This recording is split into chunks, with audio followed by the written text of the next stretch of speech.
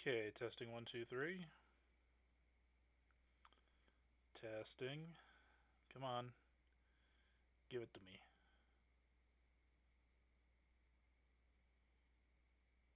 Testing. Testing.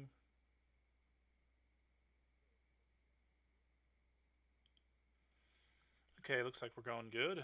Hopefully the audio levels are also good. Hey everyone, it's Robert from Game Room Live back again. Just doing a little more pre-prep work on Pathfinder. Got this character just about squared away here. I've got her alignment. She's a first level aquatic sorcerer. Undecided on deity so far, mostly because I actually don't have a lot of Pathfinder books at the moment. Probably won't ever, because can't really afford to buy a whole bunch of RPG books right at the moment, but we'll see. She's with the Grand Lodge faction. She's an Undine. 66 years old, just above adulthood for an Undine. 4'6" in height, weighs 130 pounds, has midnight blue hair and blue eyes. And even though she's a sorcerer, we kind of went funky with her stats. She's got a strength of 15, a dexterity of 15. With her racial modifier, that gives her a +4 to that. So technically, she has a 19 dexterity. She's an extremely dexterous sorcerer. 12 Constitution, 12 Intelligence, 9 Wisdom, and 13 Charisma.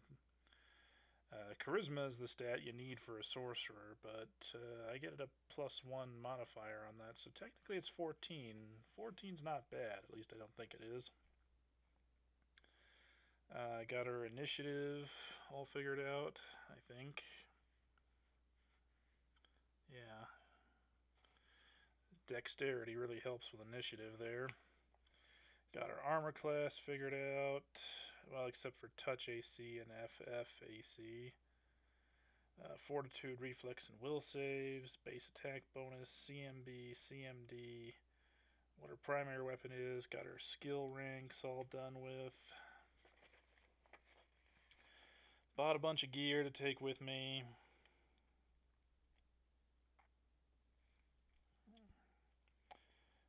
Currently lugging around 54 pounds out of 66 that I could carry.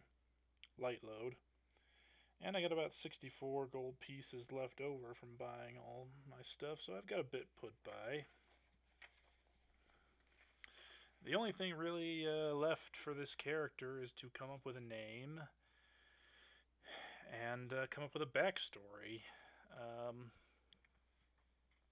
I do kind of want to come up with backstories for my characters. I don't want them to be too flat, even if we're doing this for the role playing, the organized role playing guild. So I'm going to use 2 documents here. Let me bring my laptop back up here.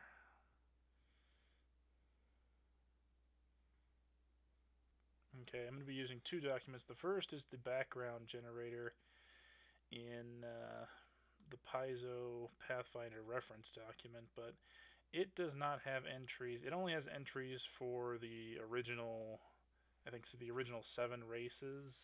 Let's see, that would be a human, elf, dwarf, half-elf, half-orc, halfling, and gnome. Yeah. It doesn't have anything for any of the other races. So to help figure that out, I'm also using this other document over here called Central Casting Heroes of Legend. This was a book that was originally put out, I think, in like 1986 to help primarily D&D players flesh out their characters. And then had a second edition put out in 1995. It isn't entirely compatible with Pathfinder, of course, so I'm not using it for the whole thing. since this is just going to be my general role playing guild character, I'm just going to use the Pathfinder background generation for most of the background here.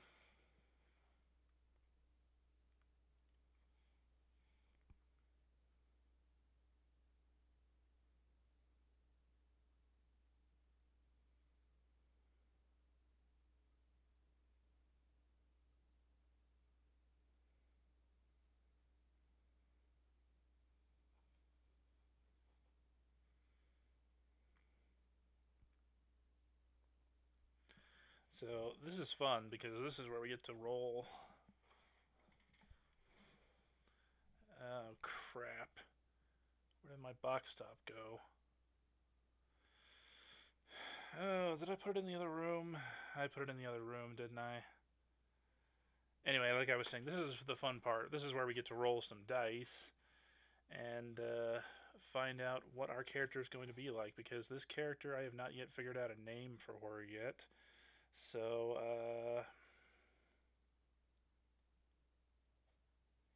is this my filled in d20? Yes, it is.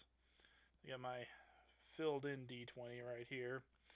And we're going to start off figuring out something about her family, where she comes from. There's a little bit of information on that in the Pathfinder document referencing Undine, that they tend to live in insular communities. But let's see what happens, and if I can actually create a coherent character, pardon me, background out of this. I think I'm also gonna need some water as well. So I'll be right back. Hang on.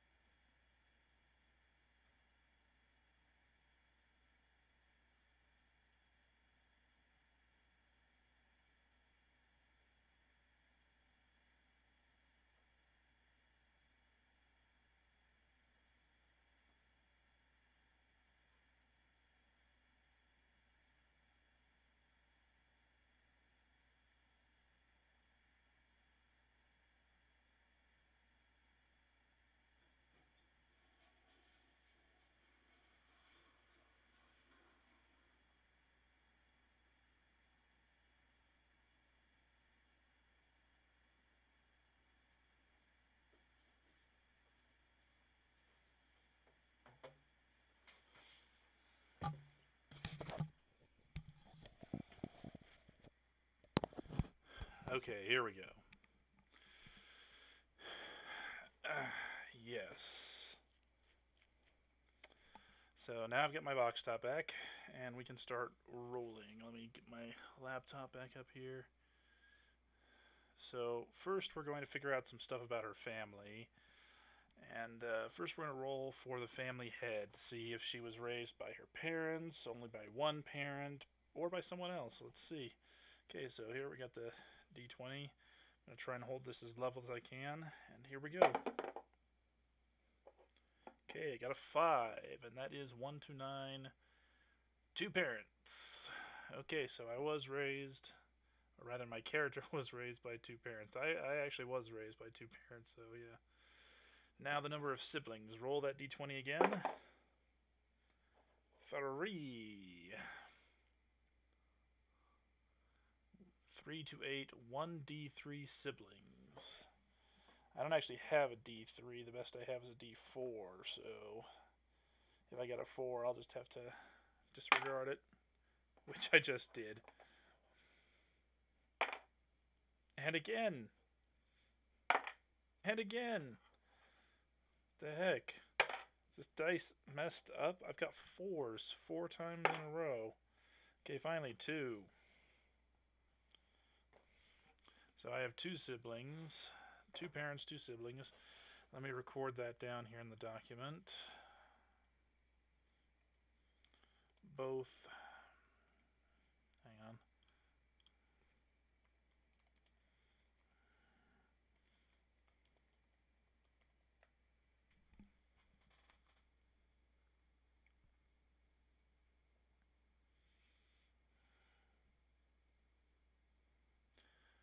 Do I have any other relations? 2d8. I do have 2d8. 8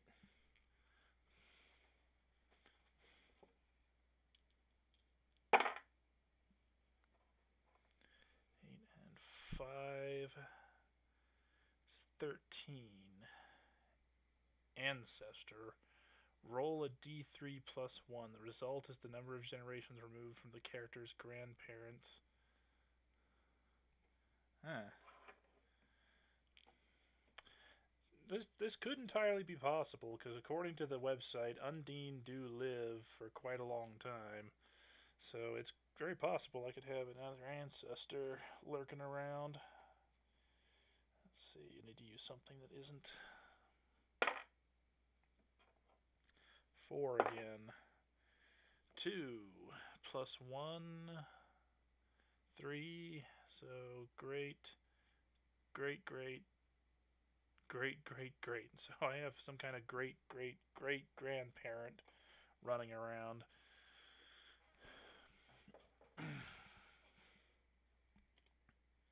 Great, great,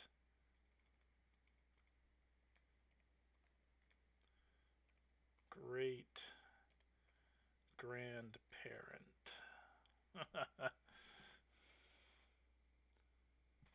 Okay, and I need to very quickly figure out how old my siblings are in relation to me. So I'll just roll my d12 here. High roll, older sibling. Excuse me, low roll, younger sibling. So that's a younger and an older. One younger, one older. My character is the middle child. And let's figure out if they're brothers or sisters. High sister, low brother. Sounds fair to me. Sister and sister, both sisters, so all girl family. Yeah, don't really need the nitty gritty details right now. I'll just record that down here.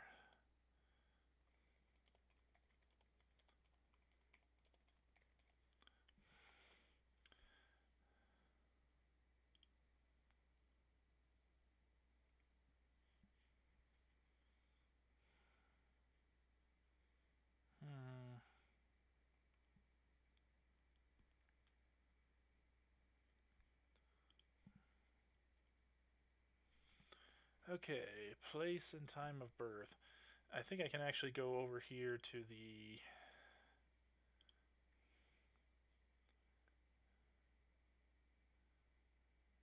circumstance of birth.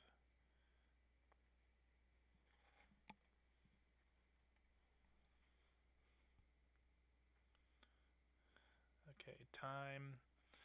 I'm kind of meticulous, so I will specify at least what month my character was born in just for ducks. 6. The 6th month. I'm pretty sure Golarion uses the regular 12-month calendar just for simplicity's sake.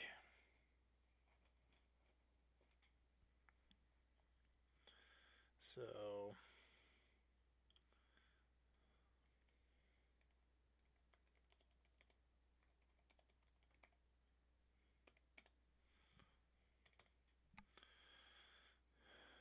and the place of birth.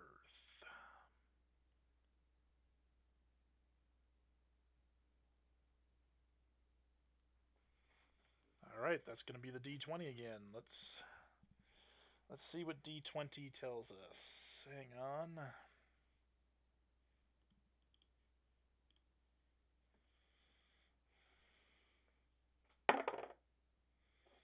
Ten. 10 means I was born in a carriage or wagon while traveling. How about that?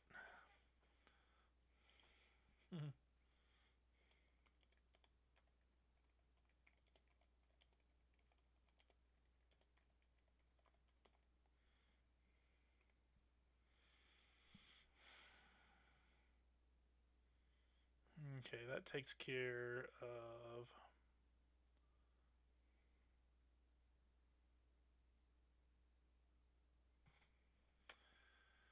Okay, let's see here. Circumstance of birth. Yeah, okay, this is where I can start using the Pathfinder document more. But now it needs me to roll the percentile dice.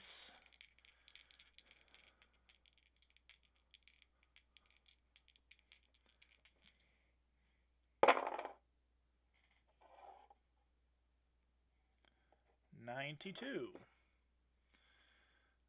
91 to 92, heir to a legacy. You are the heir to a family with an old name and distinguished past.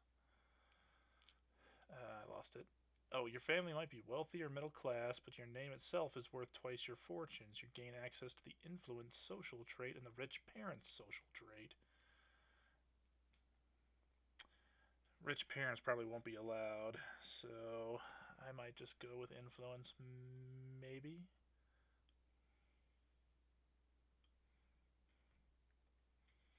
I can already see how this would work into the character's background as a sorcerer.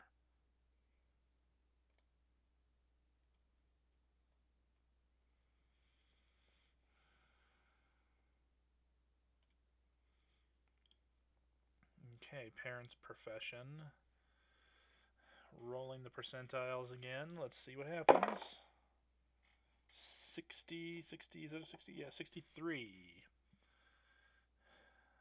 56 to 70 tradespeople. You gain access to the artisan social trait and the life of toil social trait.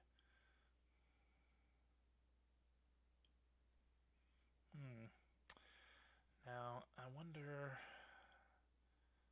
That might not be something that can so easily tie in. I don't know. We'll see.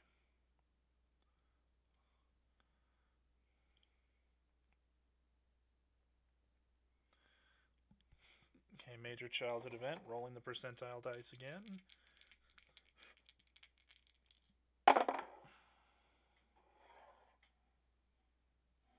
Oh, wow, only a 4. 1 to 4. 1 to 5. Academy training. You attended a private academy where you studied a number of skills and gained training in your current profession. Whether you were a brilliant student or a dropout, the university environment was your home for a good portion of your formative years. You gain access to the focused mind magic trait.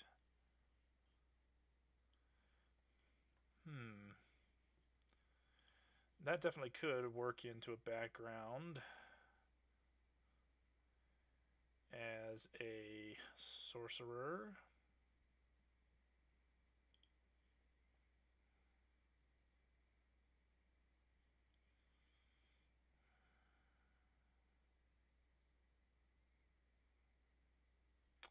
Okay, now we're up to the adolescence and training. So I have to find the class sorcerer.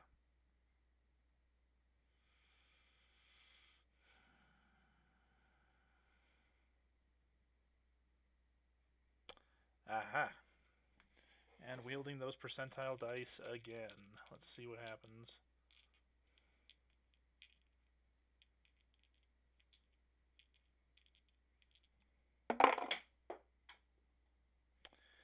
Yep. And it goes flying off somewhere. I do not know. I disturbed it. I'll have to roll it again. 0, and I haven't filled these dice in, so they're hard to read. 40, so yeah, 40. Sorcerer, 31 to 40. One of a kind. You know that sorcerer's power comes from the blood, but as far as you know, none of your ancestors possessed your gift.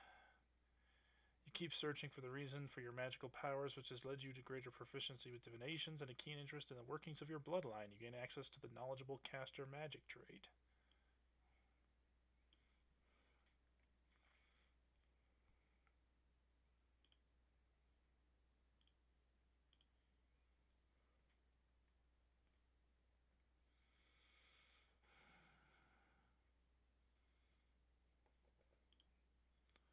Okay. Influential associates. Percentile dice yet again.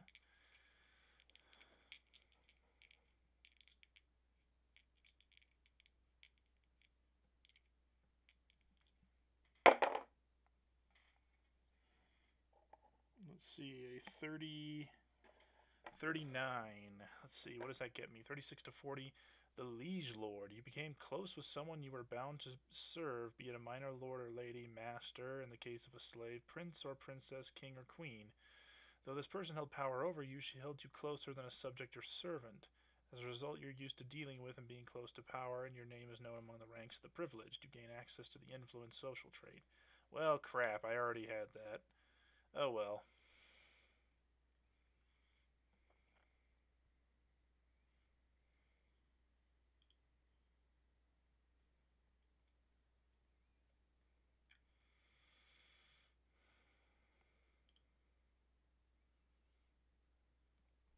Okay, next major step, moral conflicts, relationships, and drawbacks. This is going to be more flavor than anything else because I've already decided what my character's alignment is going to be, and according to the Pathfinder Role-Playing Guild Player's Guide there, you cannot play an evil character. You are not allowed to do that.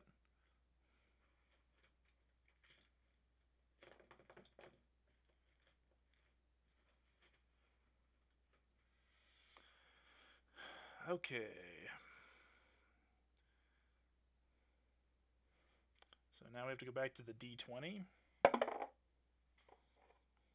And 13. 13. Major theft. Ooh, you stole expensive items. Ooh, dear. I don't know if that's going to be able to work with my character. Let's see. It could. Neutral good, so it could.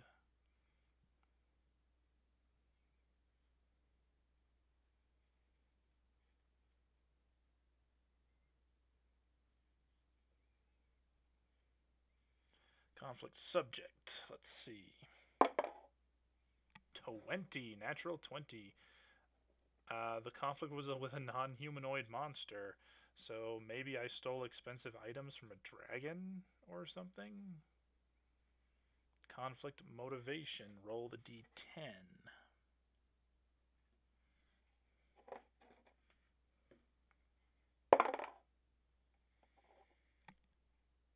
8. Hatred or malice. So I stole something expensive from a non-humanoid monster because of hatred or malice.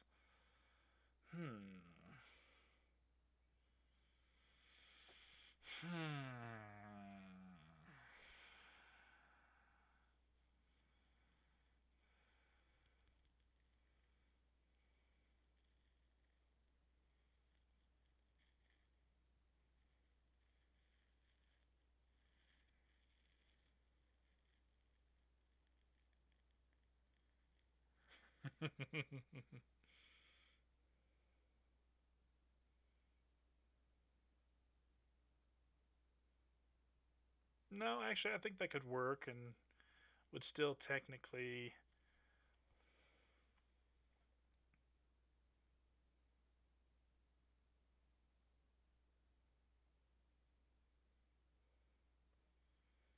I mean, like I said, I can kind of get away with it this time around because I'm not allowed to play an evil character. And just because you're good doesn't necessarily mean you're free from malice or hatred.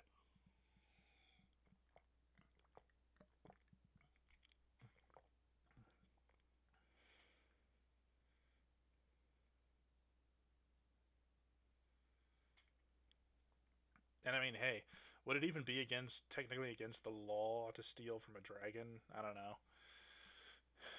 Um, so yeah, no, I can work with that.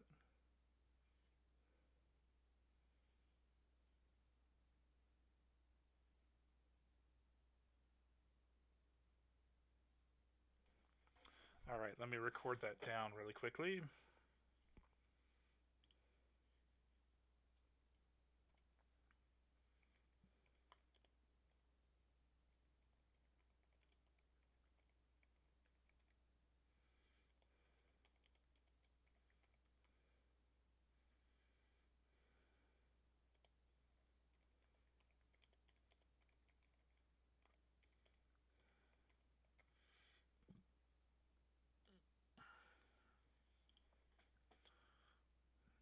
And has my character had any romantic relationships in the past? Let's roll the old d20 and find out. 11. 10 to 11. Current lover. You are currently involved in a romantic relationship. You gain access to the True Love story feed.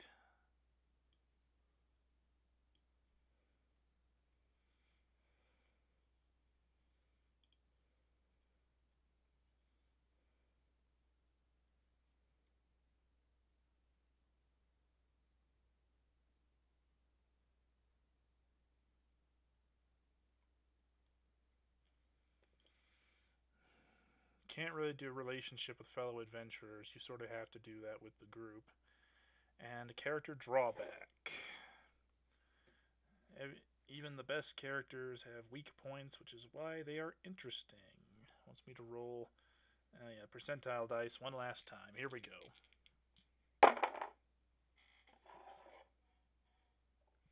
24, 21 to 25 love.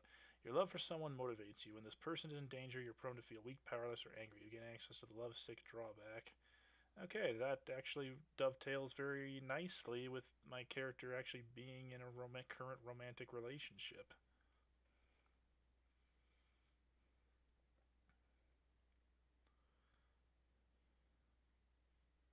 Alright.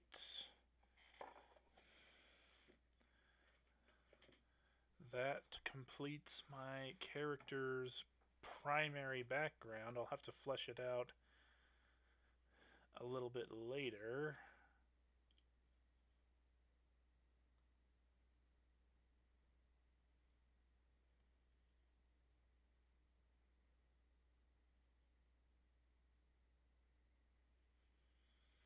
And now, so just to summarize, my character is an Undine aquatic sorcerer. Grew up in a family with both of her parents, an elder sister and a younger sister, and a great great great grandparent that was all around very often. Born right smack dab in the middle of the year in a carriage while the family was traveling, is the heir to some kind of legacy, although with parents being tradespeople, probably more towards the middle class. Have had training at a private academy, but But as far as I know, none of my ancestors possessed the gift of magic that this character has. We became close with some kind of liege lord. Haven't yet decided who exactly that will be. And I stole something expensive, or some things expensive, from, I'm just going to say a dragon, because why the heck not? Just hey, it makes the character interesting. Because of some kind of hatred or malice on my part. And the character is currently in a romantic relationship, but that love is also something of a drawback. Very nice, very nice. Okay, let me just check, because so now we need to put the finishing touches first. We need the feats.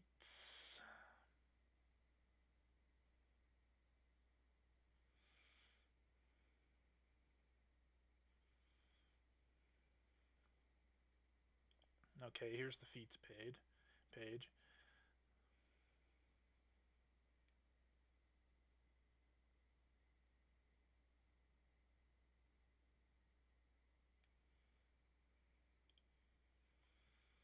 Now let me scroll back up here a bit.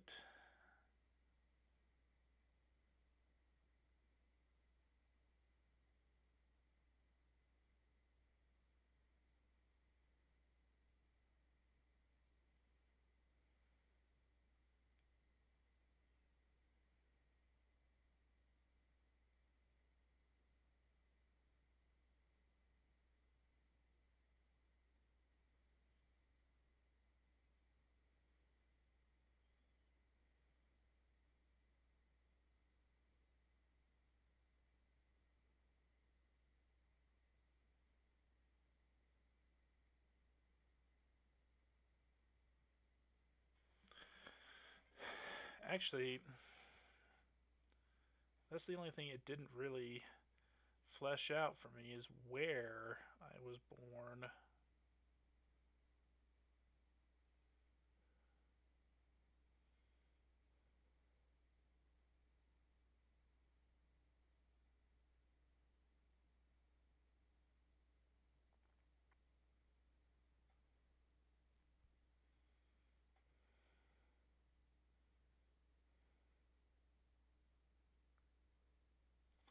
Yeah. So, one final roll of the old d20. That's an 8. Character's cultural ties to his current nation of residence.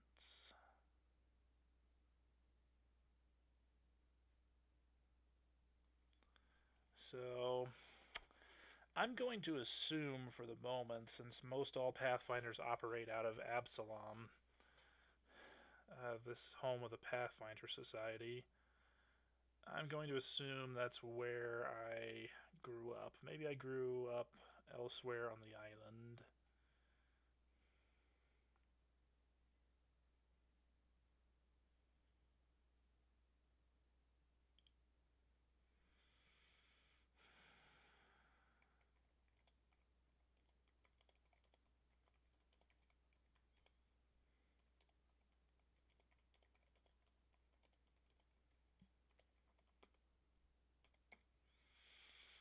Okay.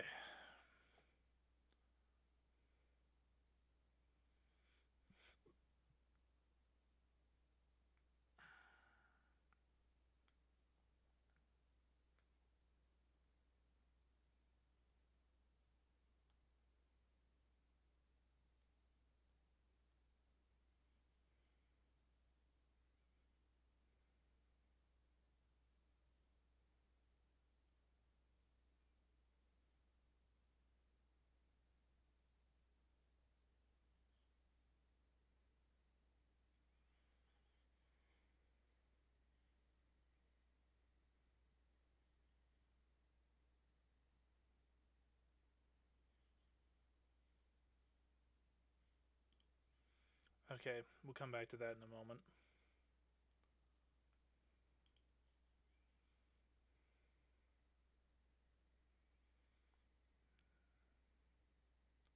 social trait, social trait, magic trait, trait,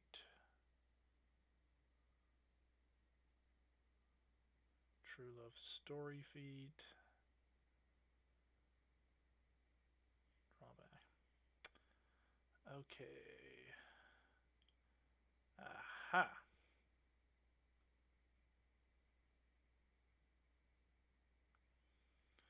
Story feat. Here we go.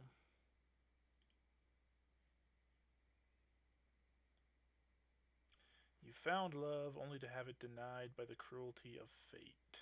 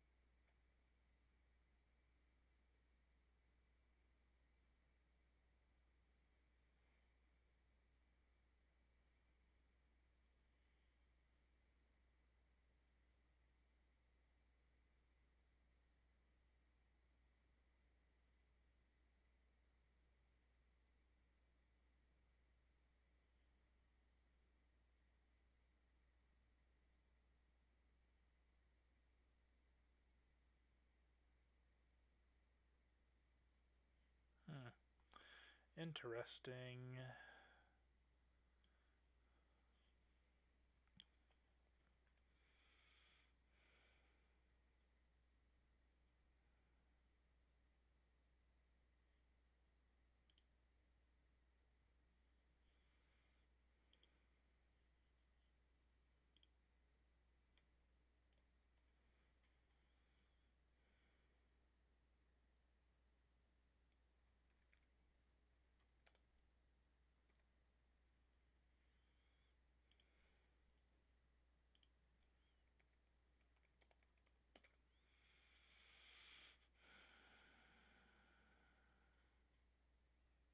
Okay. So that completes selecting a feat.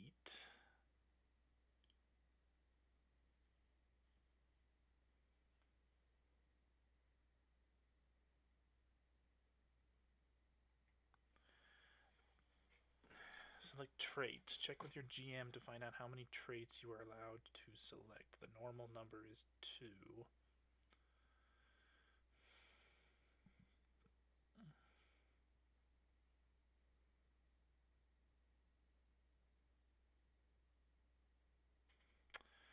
Okay, so let's see here.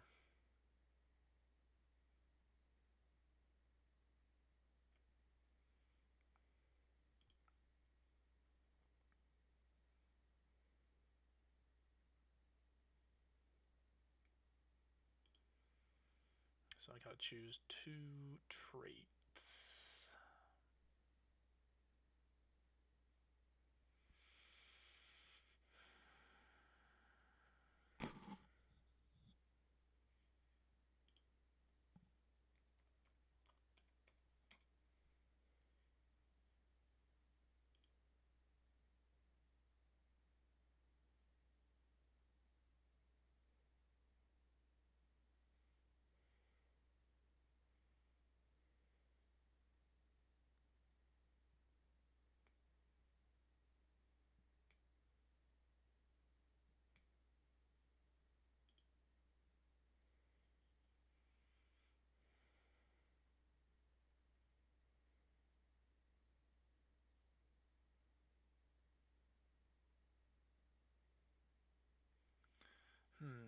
Drawbacks are traits in reverse. Instead of granting you a boon, they grant you a negative effect, typically in particular circumstances.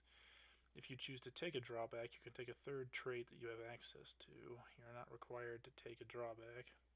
I will anyway, because it, helps make the character fun. But let's do that last. First, let's do the traits.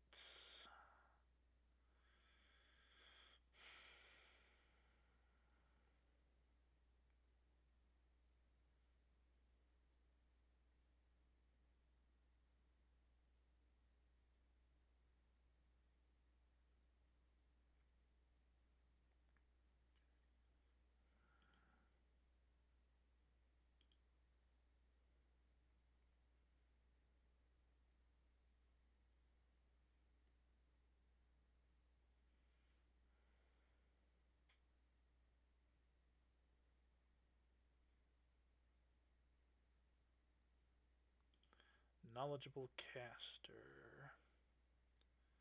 Okay, benefits. Once per day, when you cast a divination spell, you can cast that spell as if your caster level were one level higher in the appropriate class. You also gain a +1 trait bonus on any knowledge checks associated with your sorcerer bloodline, if any. Nice. So, yep, I'm definitely taking that.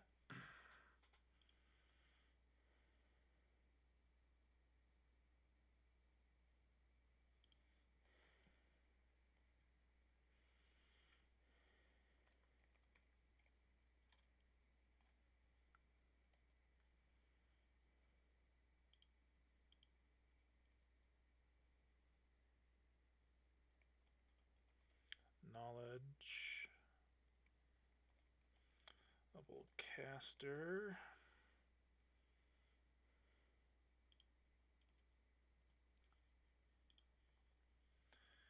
And influence trait, or social trait.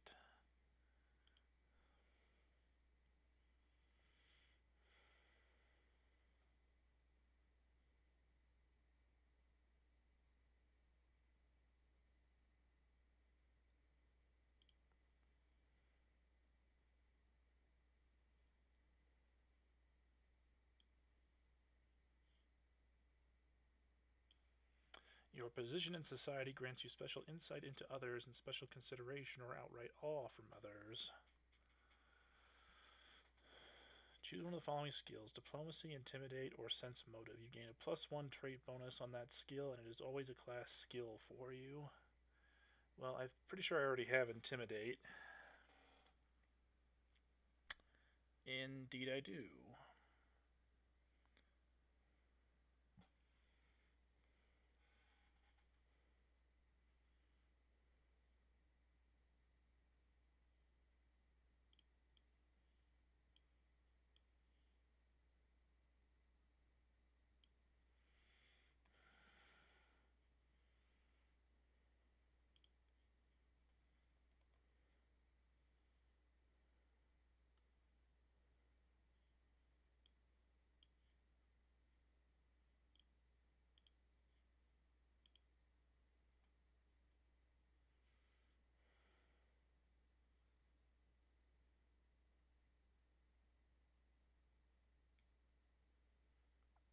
Alright, excellent.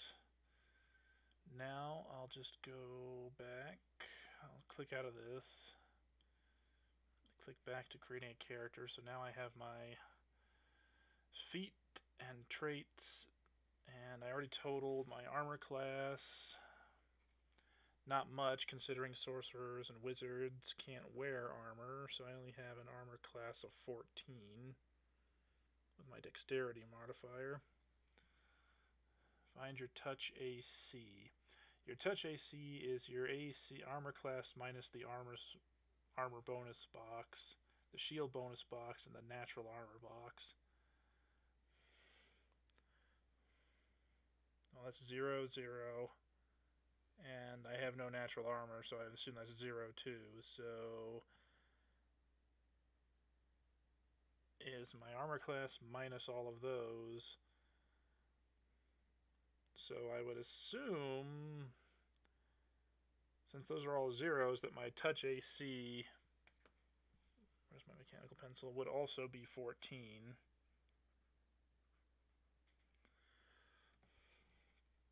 Flat-footed AC is your AC minus the dex modifier box.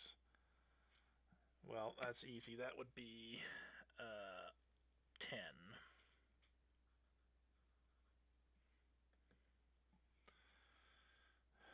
Total your saving throws, already did that. Total your combat maneuver bonus, did that. Combat maneuver defense. Attack bonuses with your weapons. For melee weapons, your attack bonus is your base attack bonus plus your strength modifier, which is 0. Strength modifier is also 0. So my attack bonus, I have no attack bonus for the moment with my kunai. Determine languages, already did that. If your character can cast spells at first level, fill in the spell section, already did that.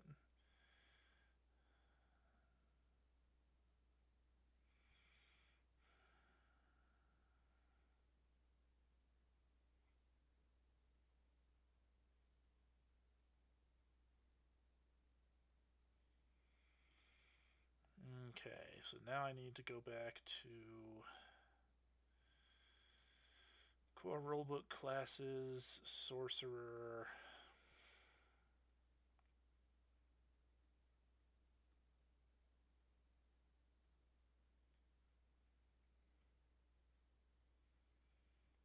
Or maybe not.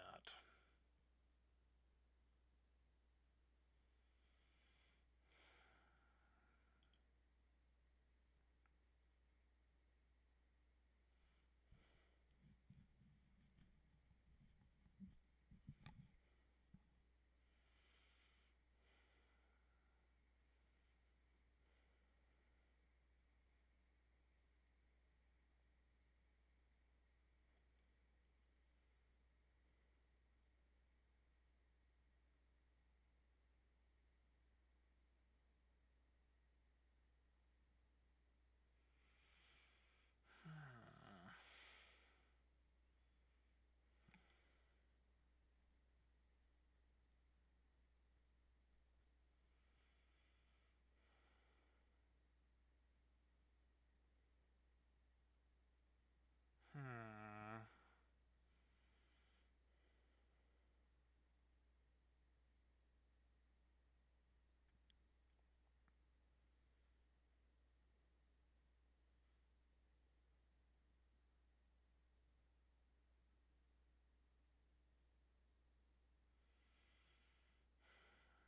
So I need anywhere from 1300 to 3000 XP to level up.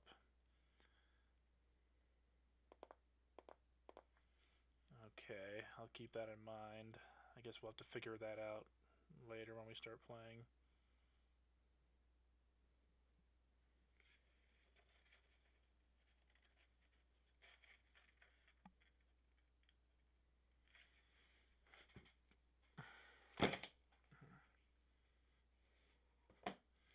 Why was I holding my keyboard? I don't know.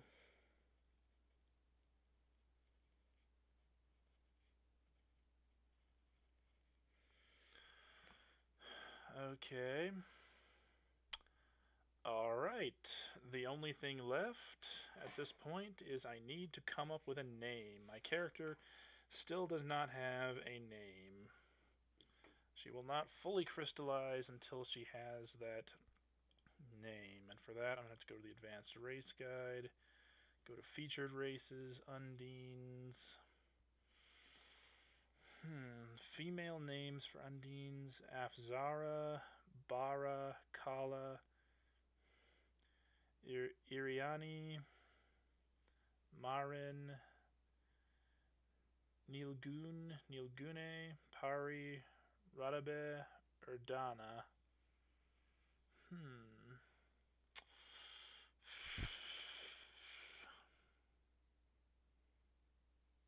I like Iriani, spelled Iryani. I'm assuming the Y is pronounced like an I or an E.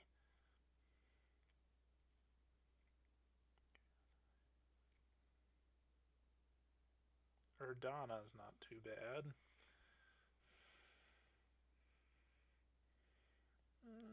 I like Iriani. Yeah, let's go with that.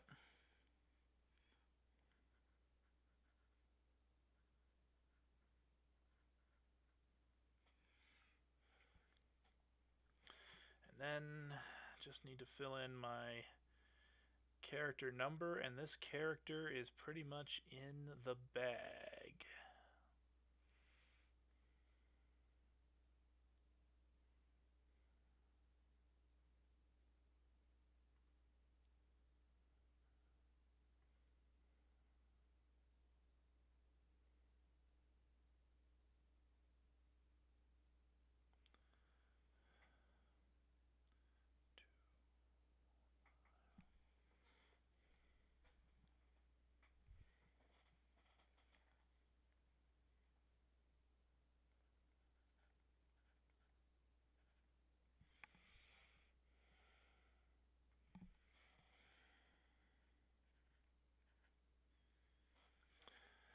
Alright, that completes the creation of Iriani, the Undine Aquatic Sorcerer.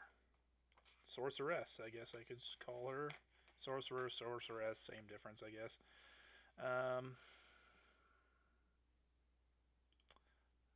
For now, I'll go ahead and print this out.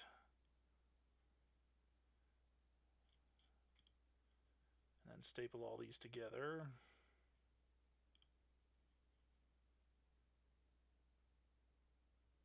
Wow, that's 8 pages of stuff. Dang.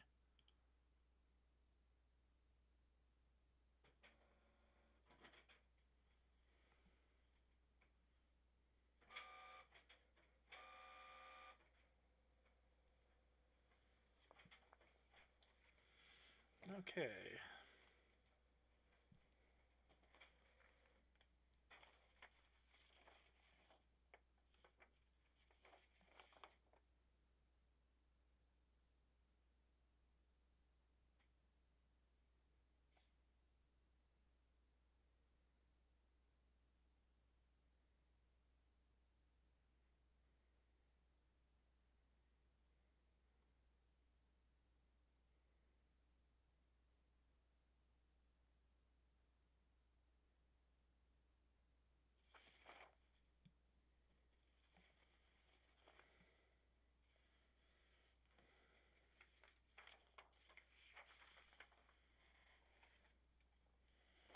I think these are all regular character sheets, although there's not really.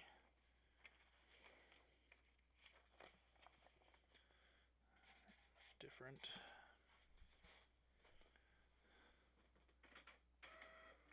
Yes, there is paper, but I don't think there's quite that much paper. So it's, at least where I am, it's nearly 2 o'clock in the morning, so I think I'm going to only run this stream out to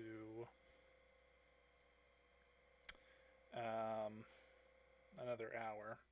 But what I am going to do is I am going to roll up some more stats. I'm going to do another character. I'm going to have 3 characters for the role-playing guild, for the organized play. Iriani was technically my second one.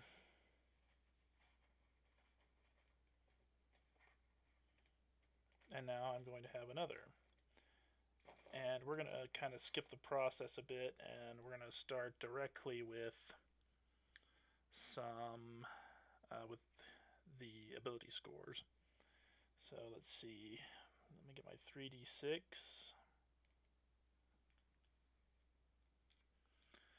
Alright.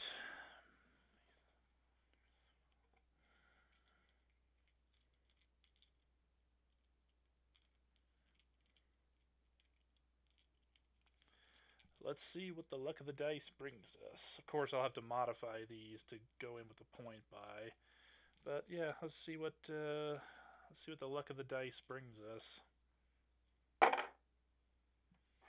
Problem is I can barely read these dice because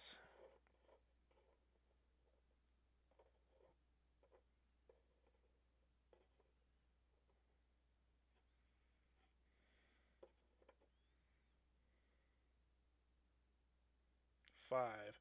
Well, it can't have that. Can't have lower than a 7.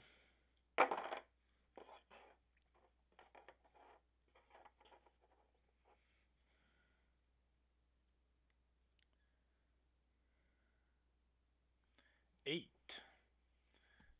So only an 8 strength.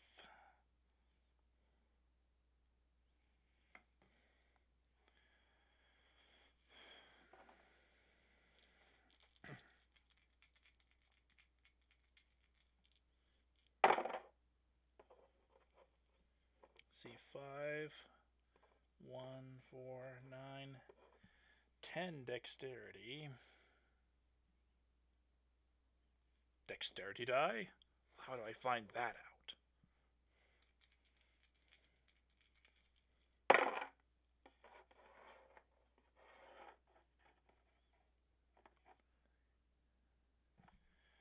Ten again. 10 Constitution.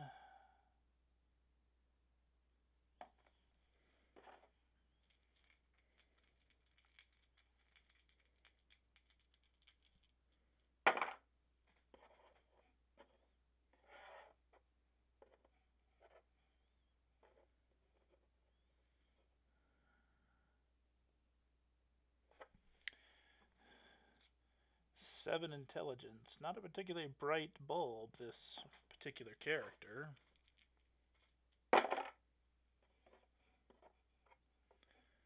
10, 14. Not particularly book smart, but apparently very street smart.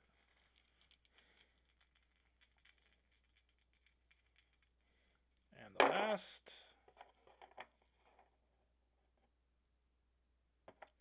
5,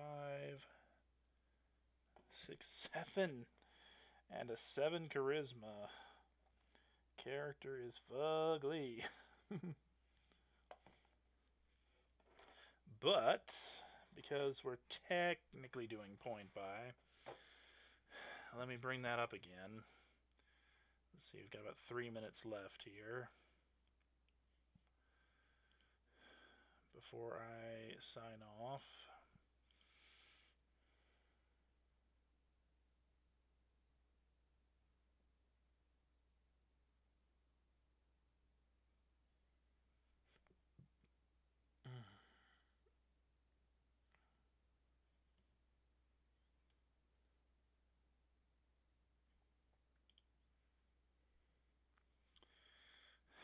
So an 8 is minus 2 points, and 0, 7 is minus 3, 14 is worth 5, and 7 is worth minus 3. So if I'm interpreting this correctly, if I'm interpreting how you use the point buy method,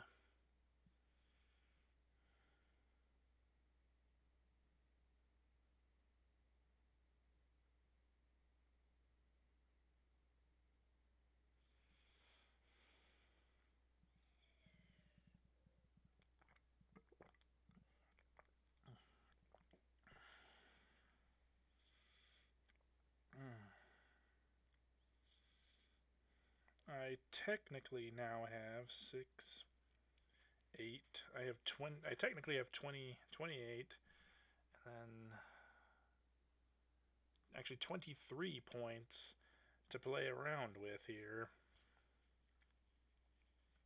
Divided between 5 different traits.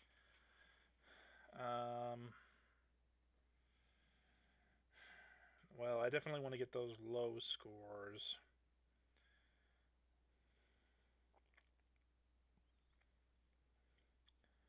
Raised up, so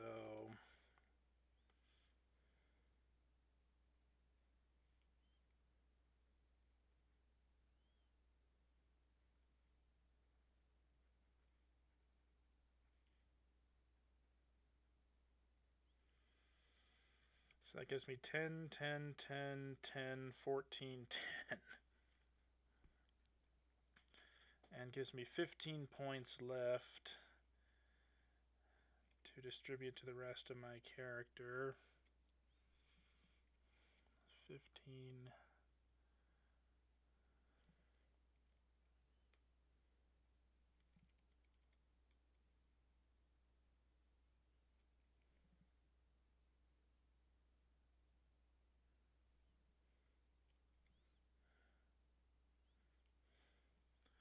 That should give this new character 13, 13, 13,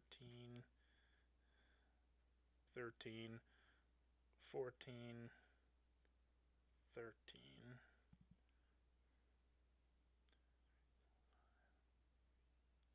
3, 6, 9, 12, 15, 20. So yeah, not too bad. And this is even before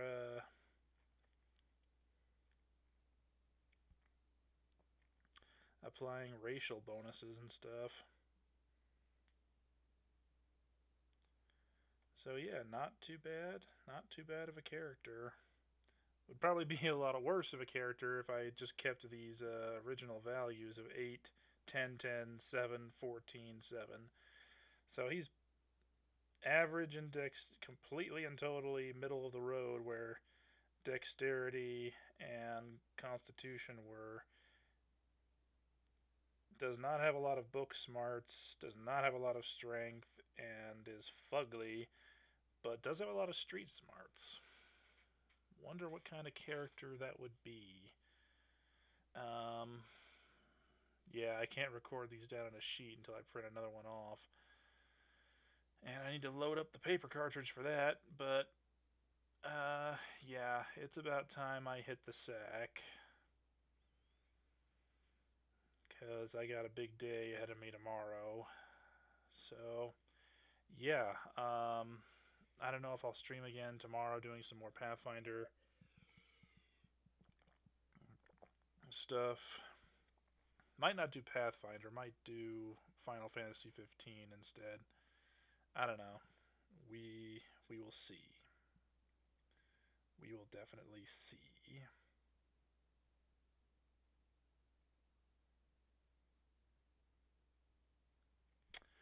So yeah, I'm also going to be trying to reorganize our channel because I've realized that a great number of videos, mostly the live streams I've been doing since before Christmas, are either set to unlisted or haven't been made public.